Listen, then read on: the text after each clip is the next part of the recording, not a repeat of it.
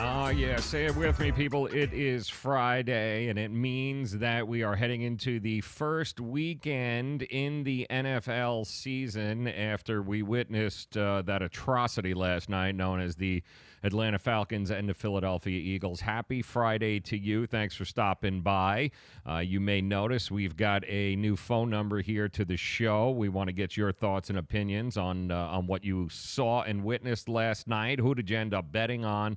And, of course, who is it that you like over the weekend? 305-876-6976 is how you reach us. That's 305-876-6976. We're going to go over the games on Sunday. We're going to give you the latest trends as far as what's happening in Vegas, who's betting on what, where are the lines going.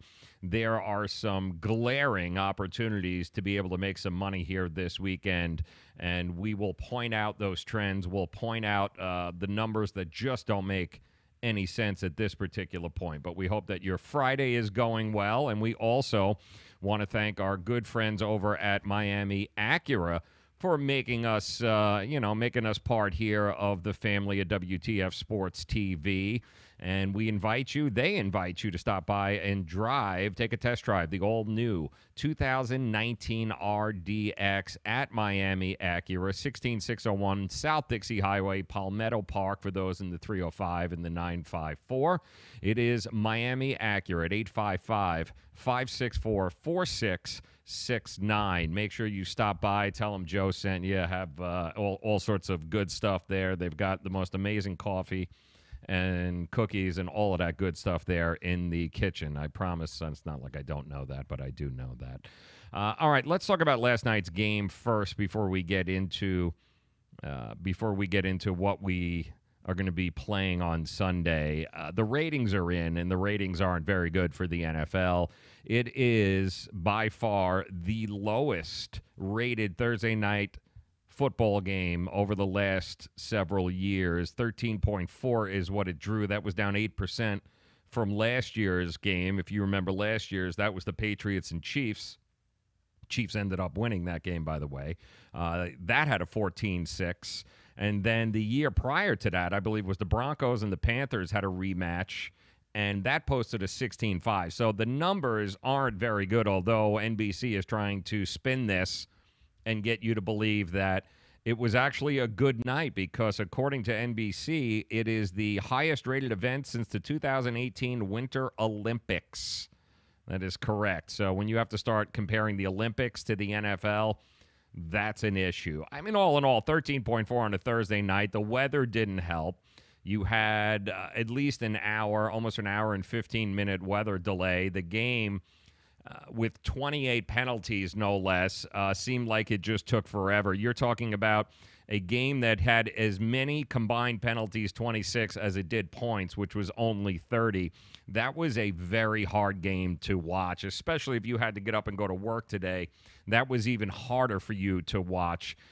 That didn't end till a little after, almost 12:30 last night. It was brutal. Between the refs taking over the game with the penalties and Matt Ryan's ineffectiveness in the red zone, you had an entire offseason to be able to work that out. Steve Sarkisian and Matt Ryan and the whole offense there.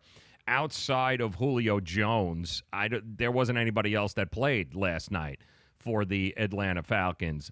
Many opportunities to be able to get into the red zone. This game shouldn't have even been close last night.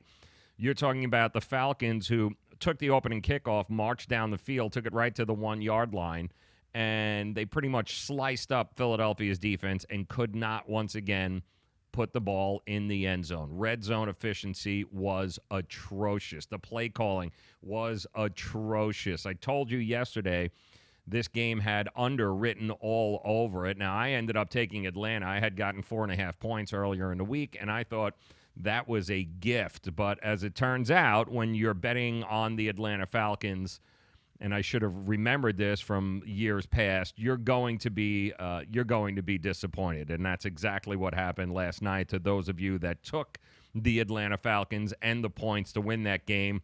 It turns out that the under was much better. Both offenses were feeble defenses played very well on both teams, especially the Philadelphia Eagles at the end of the game. Once again, Falcons march down the field. Julio Jones takes them all the way down the field, and then you can't figure out how to get Julio Jones the ball in the end zone.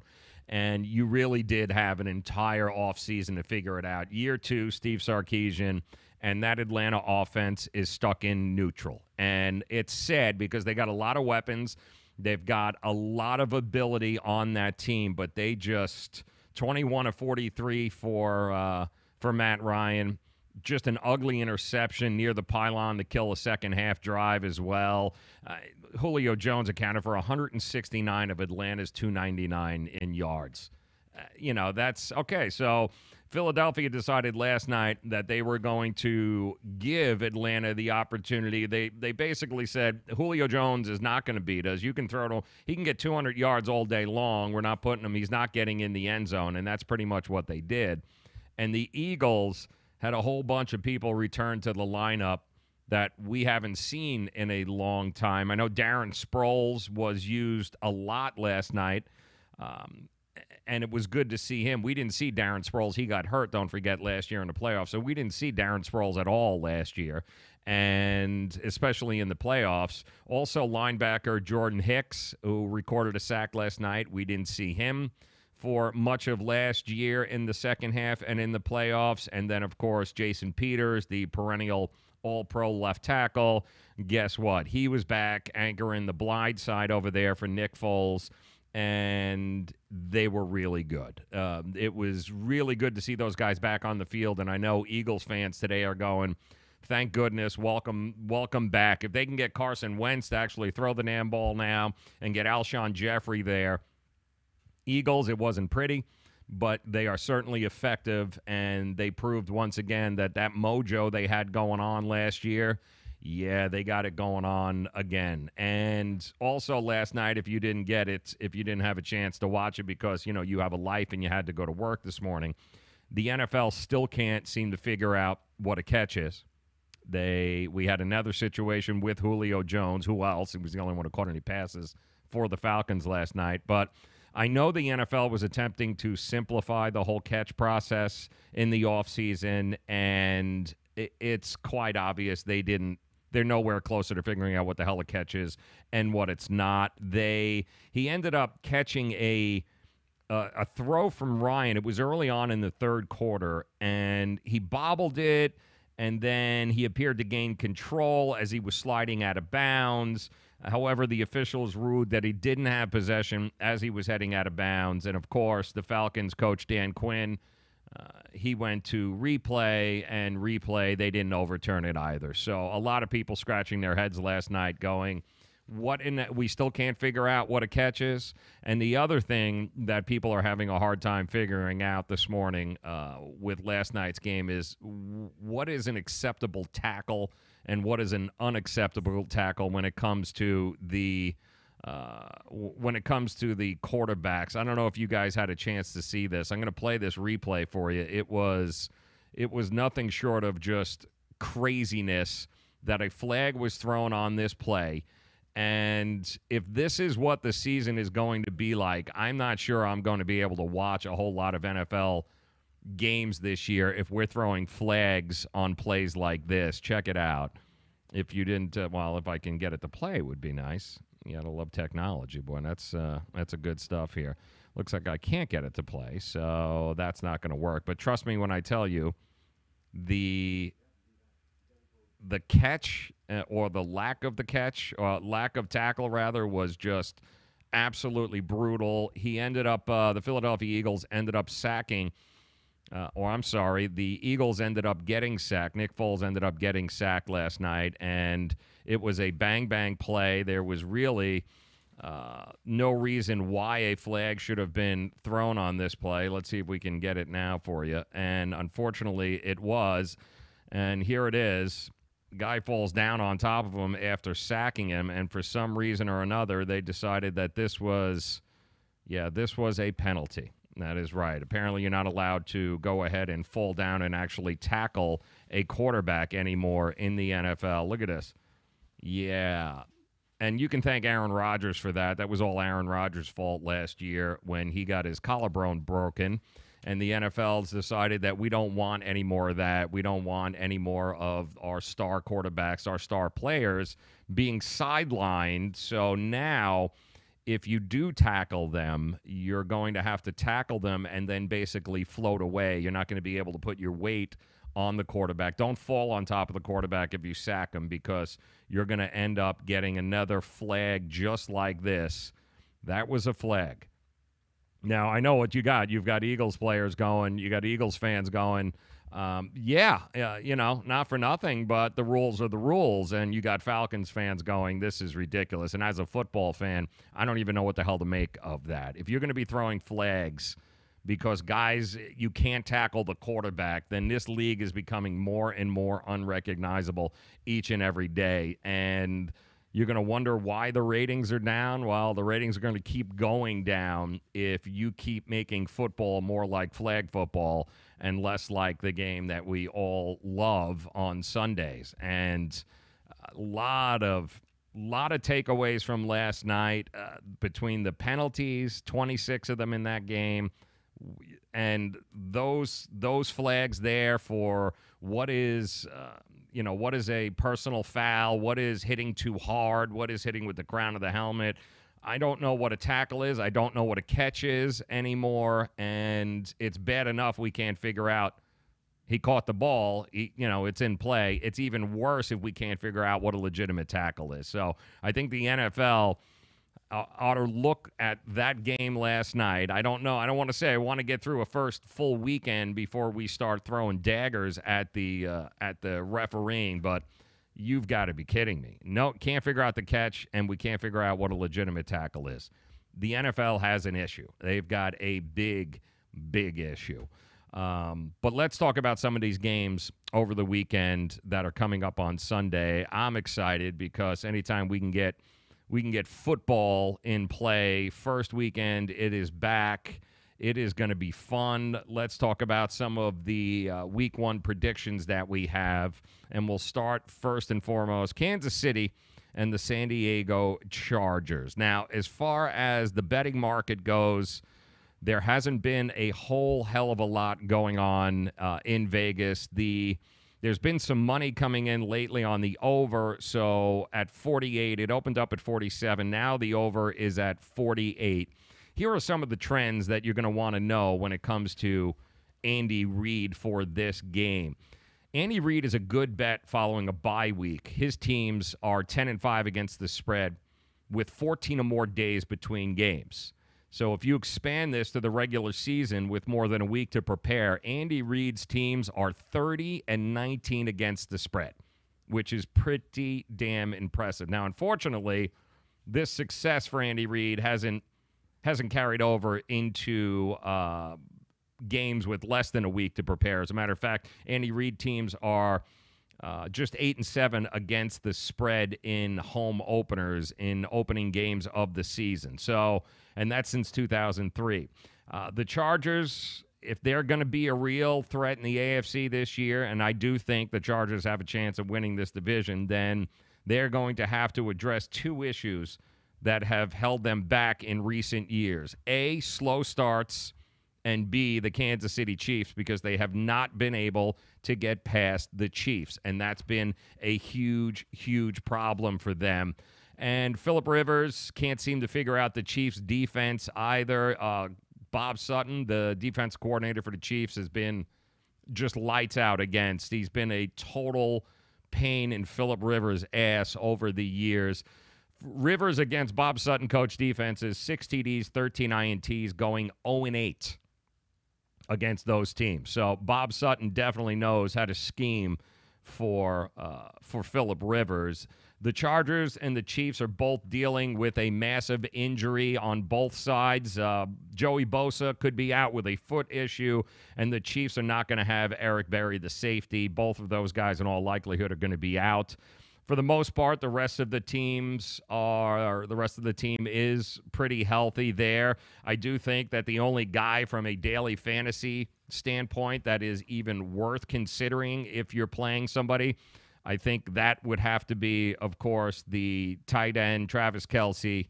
He would be the guy to have to play if you were going to play anybody from either one of these things. I think he is a solid choice there if you're looking, especially in FanDuel and DraftKings. His price is actually a hell of a lot cheaper than Rob Gronkowski and a few other guys. So Kelce, anytime I can get Kelce for under $6,700 in daily fantasy, I'm pretty impressed. I like that.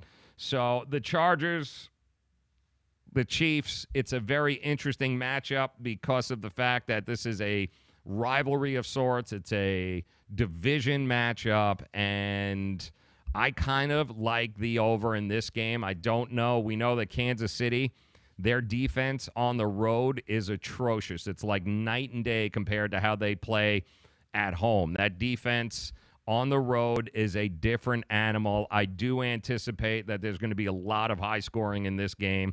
I do think they're still trying to figure it out, and if Joey Bosa is not going to be on the field for them, that means, yep, the kid Patrick Mahomes for the Kansas City Chiefs, he's going to have some time to air it out. So look for the over at 48 in this game. Now that leads us to the Giants at home taking on those Jacksonville Jaguars. The Jacksonville Jaguars that were just so close to making it to the Super Bowl last year. This game is opened up with Jags as a 3-point favorite as a road team. The over-under is 42.5, and the betting market, 50-50 split at this particular, at least as of about an hour ago, a 50-50 split as far as the money coming in. Saquon Barkley, Evan Ingram, both have been cleared, so they are expected to go. Evan Ingram had a concussion, and Barkley's been dealing with that hamstring injury over training camp, but that looks good. Also, outside linebacker Olivier Vernon, he's had an ankle issue, but he looks to be ready to rock and roll, even though he didn't practice this Wednesday or Thursday. And the Jags, they're expected to roll out, and this is a hell of a lineup for you. Keelan Cole, Dede Westbrook, and Dante Moncrief. That's your three-headed wide receiver monster for the Jacksonville Jaguars. Marquise Lee, season-ending knee injury. We know that happened very early on in training camp. He was their go-to guy. He's no longer available. They do have Austin Seferian-Jenkins, who has been cleared, and he is ready to go. I would anticipate that you are going to get a lot of opportunities. If you have Austin Seferian-Jenkins as a tight end option on your team, that is a pretty good tight end option to have this week. I do think that the linebackers for the Giants are a bit of a soft spot, so I would anticipate that he's going to be able to get in and get some targets, because otherwise you got to deal with Dante Moncrief, Keelan Cole, and Dede Westbrook. I think the Jags being favored to win in week one, this is the first time it's happened since 2011, if you can believe that.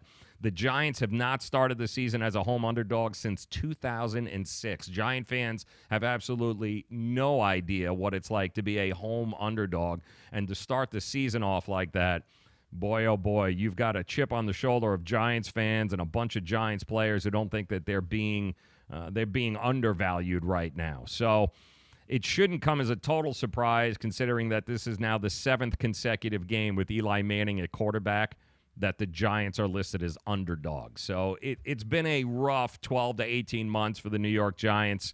Hopefully they're going to be able to turn that around Sunday, opening up against them. Odell Beckham Jr. and Jaylen Ramsey, they're going to be squaring off in this game.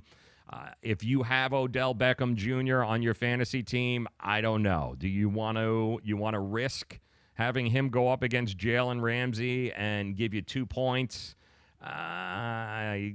Ramsey's expected to travel all over the field. He's going to be shadowing Odell Beckham Jr. I don't see it being a very good weekend for Odell Beckham Jr. Plus, he just got that giant contract, and we all know what happens when these guys get these contracts. They sign these contracts. Yep, everything changes, including the production on the field. Keep this in mind, though. Jaylen Ramsey last year allowed an average of just 2.8 catches for 32 yards in 6 games when he shadowed when he shadowed the number one receiver on the other team. That's not looking good for Odell Beckham Jr. fans. And for the price right now, he has less than 8% ownership in DraftKings and FanDuel right now. Less than 8%. When is the last time you can remember Odell Beckham Jr. being owned by less than 8% of the people on DraftKings and FanDuel? So too much money, and to go up against Jaylen Ramsey, it's not a good match. I think the Giants match up fairly well across the board because of the lack of wide receivers on the Jacksonville Jaguars. I think the Giants, we're going to see a lot of running, and I think that plays into the strength of the Giants' defense. You got Damon Harrison in the middle clogging things up there. Jacksonville's got a brand-new offensive line that has never played a live snap together. So there's going to be some adjustment there for the Jacksonville Jaguars. This is one of those games I think is going to be absolutely horrific to watch. It's going to be ugly. There's also anticipating 15 to 20 mile an hour winds at MetLife Stadium. And if anybody that's ever been there or seen a game there, 15 to 20 mile an hour winds at MetLife Stadium is brutal, especially if your quarterback is Blake Bortles and you're expected to throw 20 or 30 times a game. There's going to be interceptions. There's going to be turnovers. But I do think I'd take the under in this game. I love the under in this game, and I love the home underdog, the G-Men. I think they're undervalued at home opening week. I think we've got so much bias coming into this game. So many people think they're going to be getting the Jacksonville Jaguars from 6 months ago, 8 months ago. I don't know about that. I'm taking the Giants, and I'm taking the under just simply because the Jags have too many new parts, moving parts on offense right now, and I don't think they can be trusted. I think if you're going to run Leonard Fournette, you're going to run it into Damon Harrison the entire time. I think that plays into the Giants. I think that plays really well into the Giants playbook. So take the under in that game. And by the way, welcome in if you guys are just joining us here. My name is Joe Raineri. We are going over the games here over the weekend. Would love to hear your thoughts too, by the way. 305-876-6976 is how you reach us. That's 305-876-6976. Tell me who your lock of the weekend is going to be, because that leads me into the Bills and Ravens. Yes, the old Bills against the Ravens. Now, this opened up big time in favor of the Ravens. 7.5. The Ravens opened up as a favorite. The over-under is only 40.5 right now. And a crazy amount of bets, and I am talking crazy amount of bets. 82% of the bets, as of about an hour ago, are on the under on this game. And again, the under only being 40.5. That is ridiculous. As a matter of fact, most of the time, we've only seen 30 games since 2003 where an under has even received 70% of the bets. And as of right now, we've got 82% on the under. We're not anticipating a whole lot of offense in this game. Buffalo, they're healthy. For the most part, all of their starters are completely healthy. LaShawn McCoy has been cleared. He is good to go. As a matter of fact, he is pretty much the only guy on the Buffalo Bills that if you were going to be looking for a fantasy start, LaShawn McCoy is the guy that is going to be, he's going to receive the load for the Buffalo Bills, so to speak. And there's a couple of interesting stats that you should probably know about the Baltimore Ravens and John Harbaugh. This is his 11th season in Baltimore. The Ravens continue to take the preseason seriously. We know that. They've won 13 straight in the preseason, so you know that. And they are also, that carries over into week one. The Ravens are 8-2 straight up and 7-3 against the spread in home openers under Harbaugh. They are no joke. I mean, they take it, and they take it seriously with Harbaugh there. They always come out, it seems like, firing in the first or second week of the season. And, in fact, the Ravens are 8-2 against the spread after a bye under Harbaugh. So that means he is 15-5 against the spread. That's 75% when he has extra time to prepare for the team that is coming in. And that's in the bye or the offseason. Doesn't make a difference. That's 15-5 against the spread.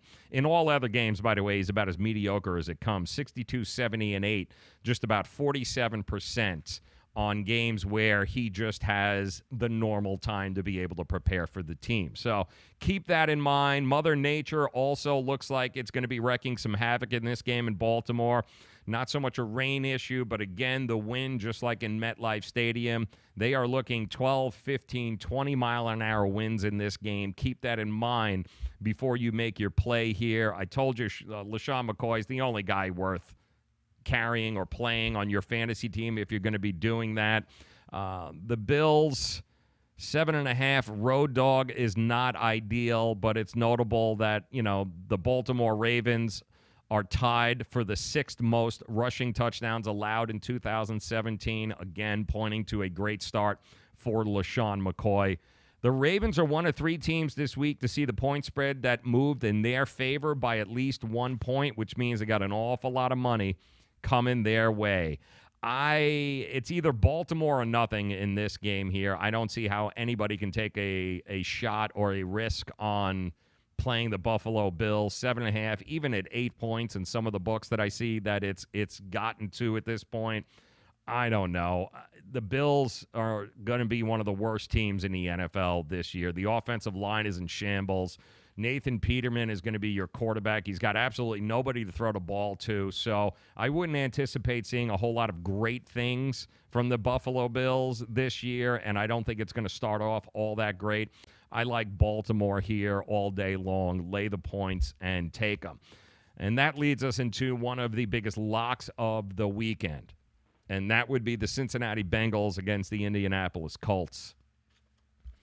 The line is just moved. It's been pretty steady all week long, but it's just moved right now. 72% of the bets and 83% of the actual dollars being bet right now are on Cincinnati. So it makes sense that Vegas would look at this and try to cover their ass and, move the spread into, or at least protect their exposure on Cincinnati. Cincinnati's very healthy. Vontaze Burfict will not be playing. He's suspended the first 4 weeks due to being Vontaze Burfict. That's pretty much what's going on with him. The Colts are all banged up. Marlon Mack, running back, their left tackle, Anthony Costanzo. They look like game-time decisions, and it doesn't look like they've been limited in practice all week. Those are a couple of guys on the Colts offense. It's not good. Indy's defense is also going to be out with a couple of their linebackers. Walker and Leonard don't look like they're playing. Very, very banged-up team. And I get that it's home. It's Andrew Luck. I get it. The only guy that I would consider playing in this game would be the tight end, Jack Doyle, due to the fact that Cincinnati was just horrific. They were in the bottom 5 last year of covering tight ends and allowing the most points by tight ends last year. I don't think that they've done anything to change that, especially with Burfict being out of the lineup. So I would go with Jack Doyle as my fantasy play of this game. If you have him on the team or in FanDuel and DraftKings, he's really cheap, like really, really cheap, and he's a pretty solid contender. The bet here to me is over 48. You got over 48 the line, and if you can name one Colts defensive starter, I will give you I'll give you a hamburger, because I can't name anybody on this team right now. I have no idea who any of these people are that are playing for the Colts at this point. And it's not because it's a bad unit. It's just a very young unit. They've got a lot of turnover happening there. I do think the Bengals, I think they can exploit what the Colts have in this very young defense. And I do think they have a solid advantage on the defensive line, too, because the Colts O-line, yes, it's going to be improved, but you've got another one of those situations where these guys have never played a lot of football together on the offensive line, not to mention They are all going to be under immense pressure to make sure that Andrew Luck continues to be able to stand up when this game is over. So I think you're going to get a whole lot of quick passes from Andrew Luck, and I do think Joe Mixon, you're going to get a whole lot of him and Gio Bernard. And, of course, let's not forget A.J. Green. I think even Tyler Eifert is back in healthy finally for as long as that's going to happen. I would look at the over in this game, but you've got an awful lot of money coming in right now on Cincinnati, who is now getting 2.5 points for this game. And it's a game a lot of people seem to like there. A lot of people seem to like. And then we've got Seahawks Broncos. Broncos laying 3 points, the over-under 42.5. 81% of the money being wagered right now has come on Denver. That's correct. And we all know why this is. The numbers, when you look at it, it's in the high altitude. The Broncos' record in Denver early on in the season, especially against the spread, is pretty remarkable. They come into this game having won their last 6 season openers. The last 6, they're 38-19-1 in week 1 in Denver. That's the best mark in NFL history. And it has a lot to do with teams not being ready to play in that altitude this early on in the season. They're all still trying to get themselves into shape. So the Broncos, since 1980, 28-13-1 against the spread. That's 61% at home in the first 2 weeks of the season. So all the trends are pointing to the Broncos in this game, which is why you've got over 80% of the money being laid on the Broncos at this point. And the Broncos and Seahawks are also tied for the second lowest over-under in the first week, 42.5 points, the first being the game we just told you about, Baltimore and Buffalo. They don't anticipate a whole lot of scoring in that game, and I'm shocked this isn't even less because the Broncos' defense is no joke. It really is no joke there. So there has been a lot of value coming in right now, betting the over in non-divisional games. If the total is 44 or less, there's been a lot of, you're talking nearly 68% of those games, non-divisional games, with a low total like this. 68% of those bets have come in the under. So there is some value there. Russell Wilson, 14-5-1 against the spread in his career as an underdog. Keep that in mind. And the Seahawks are usually covering the spread by almost 7 points per game in those situations. So the problem is Russell Wilson, 7-15-1 against the spread with more than 7 days to prepare. And going into week 1, it hasn't been pretty for Russell Wilson. I like Denver in this game. I do think I know that whole altitude thing is the real deal. The numbers and history proves it. So I'm not quite sure that the Seahawks still have just a whole lot of question marks on the offensive line. Russell Wilson, not great usually, very slow starter in seasons. This is just screaming defense, especially the Broncos defense. You've got the Seahawks D on the decline, not a lot of the guys left. We don't even know if Earl Thomas is going to be in shape enough to be able to play for the Seahawks. So to me, it's all about Denver. Roll with Denver, lay the 3, and let the football gods continue to what they've been doing over the last whole bunch of years there. When you have to go to Denver to open a season, it's usually not very pretty. As a matter of fact, I think the guy that is going to thrive in this game is Emmanuel Sanders from a fantasy football standpoint. Emmanuel Sanders, he's going to be working from the slot this year, and again, without Earl Thomas really being in shape, and who knows if he's going to even play most of this game, I would definitely look for that Case Keenum Emmanuel Sanders hookup all game long here and take the Broncos and lay it that way. I will say just a couple of more games here, by the way. I want to give you, if you guys are just joining us, we want to thank our good friends over at Miami Acura for making us a part of the family there, us here at WTF Sports TV. Miami Acura, make sure you stop by, test drive the all-new 2019 RDX. 855-564-4669 is how you reach them. That's 855-564-4669. 69. Make sure you stop by. Make sure you tell them that Joe sent you. Two of the other numbers that are looking really juicy over the games on Sunday, the Browns. The Browns in Pittsburgh. There's an awful lot of people giving the Browns credit, and I'm not quite sure why. As a matter of fact, the Browns haven't won a Week 1 game since 2004. 2004. You know who the quarterback was? That would have been Jeff Garcia.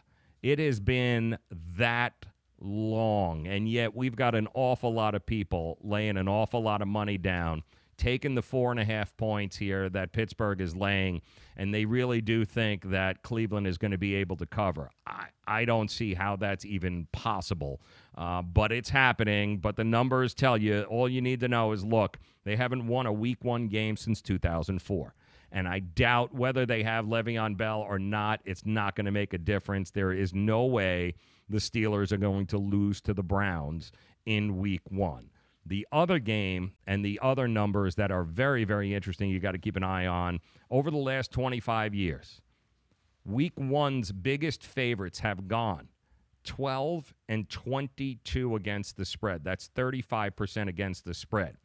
That means that the Saints, who are laying 10.5 points, 10.5, 9.5 back and forth against the Tampa Bay Bucks, yeah, that doesn't bode very well for them. Now, the Saints will probably win the game, but I'm not saying you shouldn't bet on it, but understand that Week 1's, the biggest spreads, not good. 12 and 22, 35% against the spread over the year. So you take that and do what you may. But I definitely like Cincinnati getting the 2.5, 3 points against Andrew Luck and the Colts. I definitely like that. I also like the Giants at home as underdogs.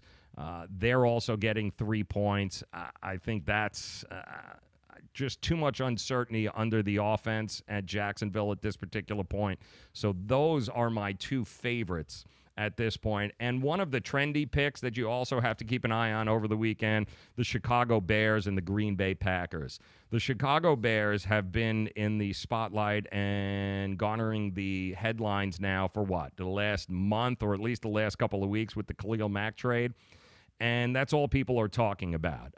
But the problem is the Packers are laying 7. The over-under is 47.5. It's in Lambeau Field. I don't like trendy picks. And anytime that the public is moving in one direction, not because of what we're looking at, but more because, the Chicago Bears, look at them. They're doing trades. They got Mitchell Trubisky. It's a trendy pick. I don't agree with it at all. I think you're looking at Aaron Rodgers. Since Aaron Rodgers' first start in the NFL in 2008, no quarterback has been more profitable against divisional opponents than Aaron Rodgers. He is 35 and 18 against the spread versus the NFC North when he starts a game. Think about that. That number is ridiculous. As a matter of fact, the next closest quarterback that has profited bettors, that would be Brian Hoyer, who is 12-1-1. I don't know if that's going to help or hurt the argument here. But in the past 10 years, Aaron Rodgers is just an absurd 41, 18, and 3 against the spread at home. That's 69%. Now, I do like the Chicago Bears. I think they're a trending team. I think they're heading in the right direction. But to go against Aaron Rodgers at home, his record against the spread is just absurd. So I know the public is looking to Chicago because it's the trendy thing to do. They've been in the headlines. Khalil Mack, yeah. I don't know about that. I do think that there is Aaron Rodgers this offseason and this preseason there's been no more RELAX. There's been no more relax with Aaron Rodgers. He seems anything but relaxed. He got the big payday. He looks a lot more focused and a lot more on edge than I have seen him over the years. So I do think he's looking to come out of there, and I think he's looking to come out of this game and make a statement, especially against a divisional rival. So I don't know Khalil Mack, how much he's going to play. He missed the whole offseason. I missed the whole preseason there. Not sure exactly what's going to happen there, but Jimmy Graham is now back in the picture because he has Aaron Rodgers throwing the ball to him. I think that's going to be a pretty fun matchup. So to me, lay the points. I think Green Bay is the play. Don't go up against Aaron Rodgers. Those numbers are disgusting. 41, 18, and 3 against the spread at home over the last 10 years. Take Aaron Rodgers. As far as the Miami Dolphins go, I know I'm getting questions. Miami Dolphins, yes. Miami Dolphins, this game has now become a pick'em game, if you can believe that. It is a pick'em game, and if I was going to pick anybody, there's no way that the Tennessee Titans are good enough to be able to be a road favorite, especially here in Miami. I think they've got a lot of questions on that offensive line. Marcus Mariota, it's kind of do or die for him this year. He's yet to really prove that he can be a consistent force in this league. There's a lot of talk, a lack of chemistry between Marcus Mariota and Corey Davis. That's been a big topic of conversation this offseason. The offensive line has looked shoddy at best, and that's not good news for Marcus Mariota, not when you're playing into the strength of the Miami Dolphins, which is, Cameron Wake and that defensive front, I think, are going to cause some problems there for Marcus Mariota. I do think they're going to be running the ball a lot. I think they're going to try to run the ball a lot against Miami. I do think Miami should be ready to go here. I like the under, and the under is at 46 at this point. I do like the under in this game, but I also like the Miami Dolphins, especially if they're going to be getting any points from the Tennessee Titans. To me, take the points, go with the under.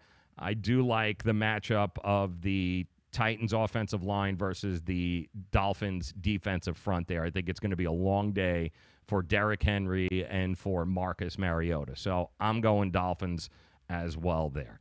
All right, that about wraps it up here. Again, want to thank our good friends, Miami Acura. Stop by, drive that all-new RDX, the 2019 RDX. It is an amazing truck when I tell you. Drop by. There's never been a better time for you to go and get that brand-new car that you've been looking for. Consider it the all-new 2019 RDX at Miami Acura. All right, that does it for us here today. We've got to go place our bets. I do believe there's some college football going on here tonight, too. TCU versus SMU. TCU laying 22.5 points there. Good luck with that.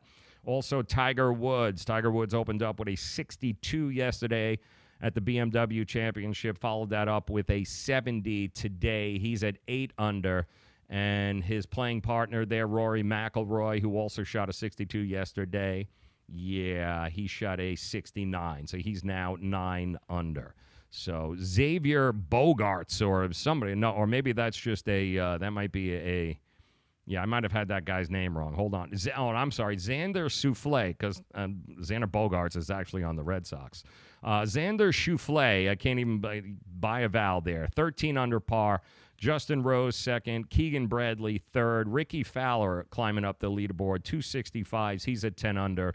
Those are your top 5, and then hanging out there is definitely Tiger Woods, somewhere around 20th. 20 to 25 is where you've got Tiger Woods. So it'll be an interesting weekend in sports here. We've got Astros, Red Sox. We've got college football. We've got football Sunday, of course, in the NFL. And then you mix in maybe just Tiger being wearing that red shirt on a Sunday, making it real interesting. So there's a lot to watch this weekend. Enjoy it. Have fun. We'll be back on Sunday giving you all the latest information here on WTF Sports TV. Make sure you subscribe. Tell your friends. Tell your family. All that good stuff there. Let them know they can always get their sports information and fun here at WTF Sports TV. So have a great day. Enjoy your day. Thanks for making us a part of it, and we will talk to you again on Sunday. Have a great day, guys. Thanks for stopping by.